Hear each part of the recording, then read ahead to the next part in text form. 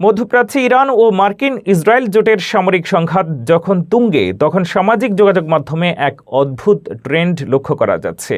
যুদ্ধের ভয়াবহ পরিস্থিতির মাঝেই মিমের মাধ্যমে হাসির খোরাক হয়ে উঠেছেন উত্তর কোরিয়ার নেতা কিম জং উন।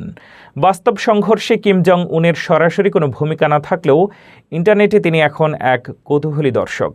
মিম নির্মাতারা তাকে এমনভাবে উপস্থাপন করছেন যেন তিনি বিশ্ব রাজনীতির এই বড় খেলা থেকে বিচ্ছিন্ন এবং সব কিছু দূর থেকে দেখছেন।